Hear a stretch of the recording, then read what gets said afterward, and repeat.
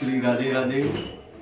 ठाकुर श्री बांके बिहारी जी महाराज की जो सेवा परंपरा है स्वामी हरदास जी के समय से चली आ रही है। स्वामी हरदास जी ने जिस भाव से जिस प्रकार सेवा की है उसी प्रकार सेवा की परंपरा को हमारा गोस्वामी परिवार निर्वाह कर रहा है। आजकल सर्दियों का मौसम है, ठाकुर जी को भाव रूपी जो सेवाएं होती हैं हर मौसम में बदल जाती हैं। सर्दियों के मौसम में ठाकुर जी को विशेष प्रकार की तैयारियों के साथ भोग राग और ठाकुर जी को वस्त्र पहनाए जाते हैं, जिसमें आप देखेंगे कि स्वामी हरदास जी की सेवा परंपरा में बांके बिहारी को सर्दियों के मौसम में सलीन की रजाई और बहुत सुंदर गद्दे जिस पर ठाकुर जी को गर्म कंबल बिछाए जाते हैं और तकिए लगाए जाते हैं और सलीन की रजाई उड़ाई जाती है।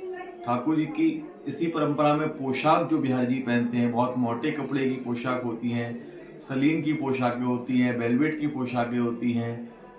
और ठाकुर जी को सर्दी ना लगे इसलिए ठाकुर जी के अंग वस्त्र में अंदर ठाकुर जी को शॉल लपेटी जाती है, जो पश्मीना की बहुत गर्म शॉल होती है, बहुत हल्की भी होती है वजन में।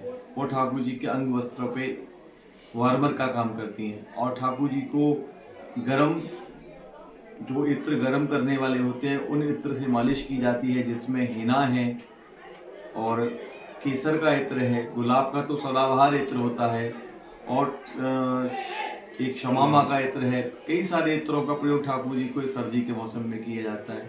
ऐसे ही ठाकुर जी के भोग राग में ठाकुर जी को विशेष रूप से गर्म चीज़ों का सेवन कराया जाता है, जिससे ठाकुर जी को सर्दी ना लगे। जिसमें मेवा युक्त जो पदार्थ होते हैं वो बढ़ जाते हैं, केसर युक्त पदार्थ होते हैं वो बढ़ जाते हैं दूध में, और चंदन में भी ठाकुर जी को, क्योंकि चंदन की तासीर ठंडी होती है, चंदन में भी केसर मिलाई जाती है काफ़ी मात्रा में। भगवान के दूध में और अदोटा में, दूध भात में, सब में केसर की मात्रा बढ़ जाती है।